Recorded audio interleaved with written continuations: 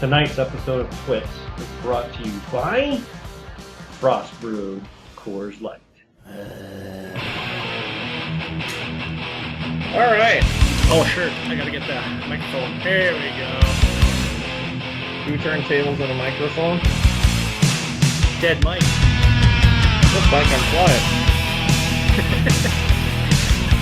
I'm leaving that in there.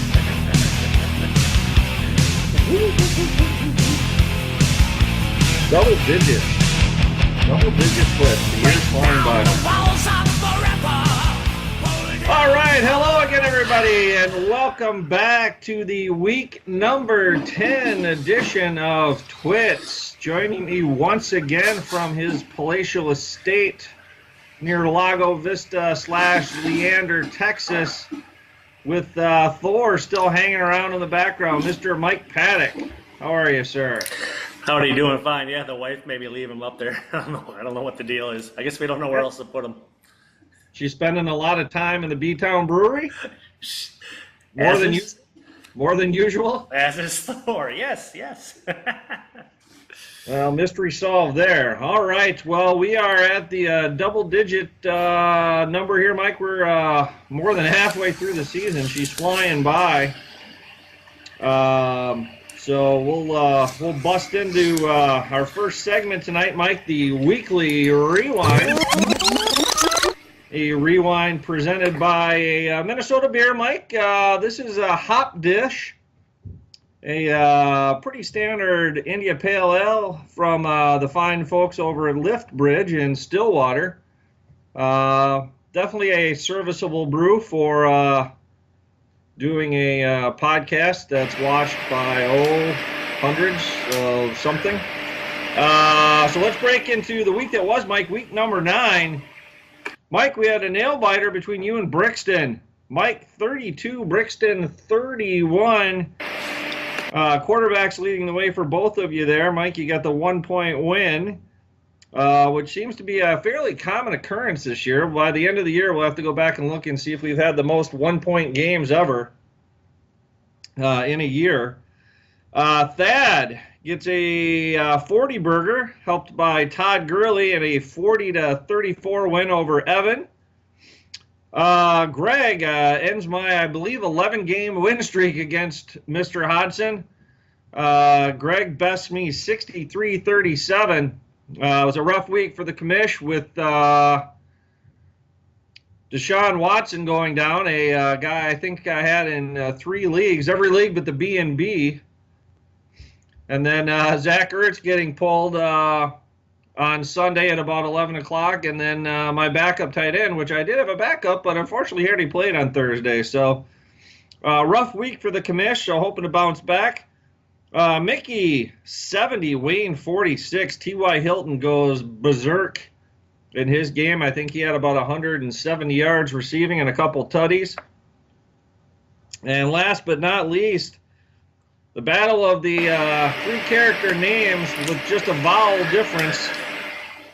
Tim 49, Tom 32. Tim gets out to a Thursday night lead with Double T Tyrod Taylor getting him 18 and is able to hold off Ezekiel Elliott, who, Mike, we've documented this for weeks now. We don't know what's going on. He actually played. I'm going to go ahead and predict once again that he's not playing for the next 6 weeks, and I'll probably be wrong. So It doesn't fit. The glove doesn't fit. No, it doesn't. Something doesn't fit, but Ezekiel's still around. He gets him Tom 10 points in a 17-point loss to Tim. So that is the week that was. All right. Well, no record setters once again. We've only had one this year. So we can bypass that segment, Mike, and why don't we break into a little confidentially yours. Repeat confidentially. Sondo. Little confidentially yours. Yeah, we're seeing a little fight up there at the top of the leaderboard again. Tom retakes the lead by 2. So he scored 12 last week to Wayne's 10, and the commish jumps up to 3rd place with a big 14-point showing last week. Nice work. Rounding out the bottom, though, I tend to be pulling away from the bottom 2. I've extended my lead from 7 to 8 for 3rd from the bottom. There you go. The all-important 7th place. And that's confidentially yours. All right. All right, Mike. Well, our friends over at Snap are sponsoring this next segment. Snap counts. A little bit of a statistical anomaly here. We'll take a look. Put the graphic up. Only 2 guys this week were on the field for every play, and they were both Houston receivers. DeAndre Hopkins and something called Will Fuller V. No Deshaun Watson, as I previously lamented, so they got behind early to Indy, so I think they just said screw the running game, and we're just going to throw it all over. Other guys that I seem to recognize on that list near the top, Mr. Witten and Mr. Dixon, seem to always be up there too. So there are your snap count percentage leaders for week number 9. And Mike, as we broke the news last week, the Suffle with the brand new sponsor, Target. So we're going to go ahead and break into the Target Monster, or Target Monsters, if you will. And we take a look back at week 9, Mike. We see that your receiver, Mr. Hopkins, was targeted most often. 16 targets. He only caught 6 of them. I'm guessing that's not because he's a bad receiver. I'm guessing it's because Tom Savage couldn't hit the broadside of a frickin' barn. Yep. Yeah, so also near the top, we had a 4-way tie for second between Demaryius Thomas, Marquise Lee, Julio Jones, and Doug's Baldwin. So you can take a look at that graphic. There are your weekly target leaders for week number 9. That brings us to, Mike, week number 10. Mike, what's coming up on tap? Sondo on tap, brought to you by Black Ale from Tups Brewery up in McKinney, Texas. Ooh. It's a pretty thick little beer, but it's going pretty well. I think the temperature from last night to tonight dropped about 15 degrees. It's probably only about 57 or so. Wow. And the darker beers... Where's Mackenzie? What was the name of the town? McKinney. It's up by Dallas. Up by Dallas? Okay. Yeah, Dallas suburb. So, coming in handy tonight. Yes, sir. But once again, in your spotlight matchup, how could it not be the commish? Only 1 loss on the season. I explained this last week. It has nothing to do with that. I just meant because you're 8-1, but hey. Yeah. Thou dost protest too much. Yes. 1 for the thumb, coming in at 8-1. 487 points versus Tim Cranky Pants at 5-4 of 411 points. You do lead the all-time points, 1865 to 1662. Pretty sizable there. And as you would expect, then the all-time series goes to you as well. 28-15, winning the last 5. Wow. And then Tom's Brixton Skies at 4-5 with 468 points. Takes on Wayne Bago at 5-4, 425 points. Wayne does lead at all-time points, 1582 to 1549, and the series 21-16. He also won he won 4 of the last 5 matchups. So yep. You two are tracking whenever you're playing together. That's right. And a little bit of mirror magic here. Mike the Paints at 6-3 versus Greg Scuffs Patches at 3-6. I'm coming in with 434 points to Greg's 420, but he does lead all-time points, 1480 to 1327, and the series 21-10. He has pwned me, winning 20 of the last 29 matchups. I don't even know what that means. That means you guys have bet 31 times. I don't know what happened the first 2 times. You must have won, but he's won 20 of the last 29. And with a smattering of me in between. She said. And we got Brixton Pineapple at 3-6 with 406 points against Thad's Brick Walls at 6-3. Ooh, another mirror matchup here. 453 points. Thad won the last meeting between the two way back in week, whatever number that was, 34-31. That should have been probably week 1, I'm guessing. Week 6. Oh, week 6, okay. Yeah, that's right. Okay, that makes sense. Yeah, I think this is the first repeat, or the first time we've had a record of note in the Brixton column. Yes. So this is his first repeat. Yep. Welcome aboard. And rounding out the week, we have Evan, the Minnesota Vikings, at 1-8, 438 points versus Mickey Crazy Mom, piling it on lately at 4-5, 467 points. Mickey leads the all-time points in that one, 1703 to 1527. And that Ruben Drones trade paid off because she leads the all-time series as well, 30 to 13, winning 8 of the last 10.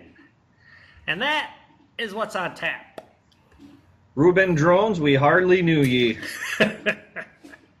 All right, Mike. Well, time to pay the bills here. We're going to take a break, throw up a little ad here from our sponsor, and we'll be right back for the second half of TWITS.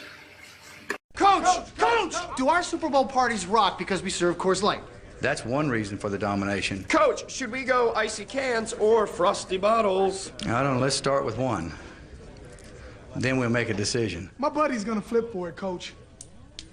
If that's his way of making a decision, that's fine with me. It's cans. Frost Brewed Coors Light, official beer sponsor of Super Bowl 42. You said doing our hair like this would make us chick magnets. Obviously, I was wrong when I said that. We look like fools. All right, welcome back, everybody, to second half of this week's program. Mike, we'll lead off the second half as usual with a three-pack of facts, yes or no edition, Mike. Much to my chagrin, Mike, my winning streak to start the year came to an end this week, so I did a little research on teams to start the year 8-0 in the history of the SFFL. And there's a certain number of teams that have done that. Mike, I'm going to give you a number. That number is 8. Do you think that is the number of teams in the history of the SFFL that have started 8-0? Yes or no? No! Oh, 8. I'm going to have to go no. You are correct, sir. That number is half of that. It's 4. Wow. So we can throw up the graphic here. Obviously, Mickey in her 1995 17-0 campaign would qualify. And then myself in 1999, Tom in 2007, and then myself this year, 2017. Ooh, big gaps. Yep. So it's a fairly rare occurrence in the Suffle. I wasn't sure of that number, but I guess that seems about right. We're in our what year do we start this madness? So we're about 22 years in? 23? 23rd year. So yeah, that's 4 in 23 years. So it doesn't happen very often. Nope. And Mike, we're gonna kind of flip that question around for fact number 2, Mike. There have been a certain number of teams that started 8-0. We just went through that. That's 4. How about teams to start 0-8? Yes or no? Mike, What's it gonna be, do you boy? believe that number Yes. is also 4? No! I'm going to say yes, because I think I was one of those. Well, wrong on both counts, my friend. You were not part of the 0-8 brigade. The number is actually 3, so even a little bit more rare to go 0-8. Throw up the graphic here. Looks like 1999 was the haves and the haves not, because when I was going 8-0, Mr. Hodgson was going 0-8. And then in 2002, Thad started out 0-8, and back in 2010, our most recent one, Wayne started 0-8. So there are your 3 times in the 23-year history that we have seen teams start out the 0 for half the year to begin. All right, Mike, and I thought, not per the norm, we'd have a little fun here with our third fact, Mike. So I went back and did a little research because I think I had mentioned it a couple of times in the previous episodes this year about how long we had been doing this. So, Mike, I went back and did a little research. Do you believe that this episode, currently taping right now, What's it gonna be, boy? Yes or marks no? our 88th What's it gonna episode be, boy? of TWITS? Yes or I should know that just by the file count on my drive here. I'm going to say yes. Why not? Let's go. Give it a big 88. That's right, 88, my friend. Happy 88th birthday. Nice. 88 episodes in. A couple other facts. We'll throw a couple of the images that I have here from the early episodes out there, just to show you how far we've come. Originally, this show was entitled "A Minute with the Commish," and if you go back and look at the TWITS archives, there's actually, I believe, 3 episodes that are just me. I think some of them are maybe audio only. Wow! And then starting with the 4th episode, I taglined it with a very special guest who turned out to be you. And 88 episodes later, Mike, here we are. So, now I know how to spend my weekend. I need to go back through all the past episodes. That's right. Yeah, they're all archived at VH1 Classic, so you can head there for sure. All right, Mike. Well, let's take a look then at steals and heels for week number 9, Mike. Sondo, your steals for the week. A couple of running backs and a wide receiver. We have Corey Clement leading the way, expected to get less than 2. Comes up away with 20 points for an 18.18 to the plus side. The aforementioned T.Y. Hilton in second also got 20, but he was expected to get about 5, so about 15 to the plus. And Alvin Kamara, owned by the commission, I believe. Correct. Puts up 19 points, but only expected to get 5.63 for a 13 point on the plus. I'm kind of surprised he was only expected to get that much, but nice work on the steals. Looking at the heels, though, a couple of starters that have been putting up some big numbers. Running back Kareem Hunt continues his slide. He only got 2 points, expected to put up over 10 for a negative 8.73. Yeah, I don't think he scored a touchdown since week 3. Wow. Yeah. And then Mike Evans got hurt, I believe. Put up a big goose egg. I think he had 1 catch. 8.2, expected to get 8.24. Yeah, he got ejected. Oh, was he the one that got in a fight? Him and AJ Green. Both high quality viewing. And I'll bring up the... Both on my team. Yeah, you want AJ to be feisty, but maybe save it for the 4th quarter, after you've already put in a touchdown kind of thing. Yep. For those of you, once again, I'll make the offer here. If you're interested in the new video section, out on the homepage, gives you game recaps, previews, highlights, et al. Just go ahead and email me that you've watched the 88th episode of TWITS, and it will be yours. Nice. And rounding out your heels, LaShawn McCoy, fantasy stud for so many years, only puts up 1 point, expected to get about 9 for a negative 8. And that's the steals and heels. All right. Nice work. All right, Mike. Well, we'll wind down here with the tertiary favorite segment, Mike. Chalk Talk. Chalk Talk gets back on the winning side of things last week with a fairly easy one. I wish they were all that easy. Philadelphia minus 6.5 over Denver. They rolled by about 40. That gets me back to the Mendoza line, which is actually .200, I think. So I'm actually above that at 3-3. But nonetheless, this week, Mike, we are going to go to an interconference matchup. This week, Chalk Talk is going to take the Detroit Lions fresh off a drubbing of the Packers and Dom Capers' beautiful defense there in Lambeau on Monday night. They are only laying 3.5. Got to go on the road to do it, but they are playing Cleveland on the road. And I think the Lions are going to be more than a field goal winner in that one. So I'm going to go ahead and lay the 3.5. I love it at 3. It's an insult at 4. But minus 3.5 to get Chalk Talk on the plus side this year. Nice. Dog of the week. Mike, dog of the week. Got Roof.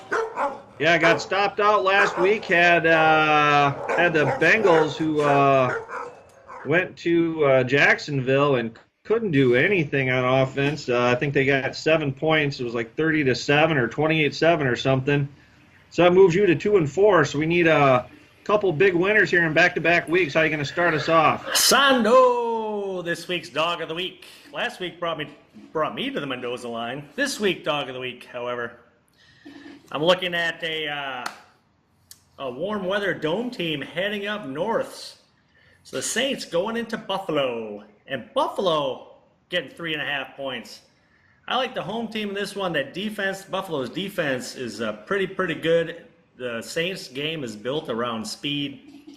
Look for them to be slowed by the elements and the turf. So give me the Bills and 3.5. That's your dog of the week. Yeah, outside the Superdome, they are definitely a different team. I basically don't like any team going to Buffalo. I don't know what Buffalo's home record is, but they always seem to, especially the second half of the year when you have to go there, if you're not a division foe. Even the Patriots struggle there, so Yep. I like that pick. All right, Mike, we'll wrap up with Game of the Week. Mike, this is the oldest rivalry in the NFL, I believe. Not oldest uninterrupted rivalry, I believe, is the Packers and Lions. But in terms of number of games played, Packers-Bears, Mike, doesn't get any better than this. Unfortunately, these two teams are, not exactly, this isn't the 85 Bears nor the Aaron Rodgers-led Packers. Let's just put it that way. So we got myself coming in at 4-2. Oh, last week we both had Kansas City, thinking that Zeke Elliott wasn't going to play, so we both had Kansas City, so we both took the L there to move me to 4-2 with an asterisk, and Mike, you to 5-1, your first loss of the year. So who do you like in this NFC North battle? Yeah, rough. I tell you what, a couple weeks ago when Rodgers was healthy, I picked the Bears to beat them at Lambeau, so you know what? And it wasn't my dog of the week. I'm going to stick with the Bears in this one. They're at home. Packers are struggling on both sides of the ball. They just lost their starting right tackle again for the year, probably. Bears got the running game. They've got a quarterback they've had success with over the last few weeks after putting in Trubisky. So, yeah, give me the Monsters of the Midway this week. I will wholeheartedly agree with that assessment, Mike. It's all pointing Bears. I've got the Bears in a bet with some football coaches up here, under 5.5 win total for the year, and so far they've won 3 games, 2 of them in overtime, and 1 where Mitch Trubisky completed 4 passes. So I'm guessing this will probably be the nail in the coffin for me when they win. Yeah, if you've got Jordan Howard, that he might be the start of the week. Jordan Howard against that Green Bay defense. It's a shame he can't just line up out wide too, because that secondary is quite the frightful bunch. If you saw that 70-yard screenplay, maybe that'll happen this game too. 70-yard screenplay that Capers defense gave up on Monday when they were trying to win that one. So. I am wholeheartedly with you on this one, Mike. We're going to take the Bears. We're going to call it, Mike, we're going to call that one 27-13 Bears. So that's our game of the week pick. So no one's going to make up ground in that one, but hopefully you can move to 6-1, and I can move to 5-2 on the year with an asterisk. All right, Mike. Well, that will wrap up week number 10. If you'd like to see this episode or any past episodes, you can log on to our YouTube channel or head on over to vh1classic.com. So until next week, week 11, you and I will be seeing each other in about 3 days for Texas A&M versus New Mexico. We'll file pictures on that. But we should be back in better than ever for week number 11 next week. So until then, we'll say goodnight and adios. Adios.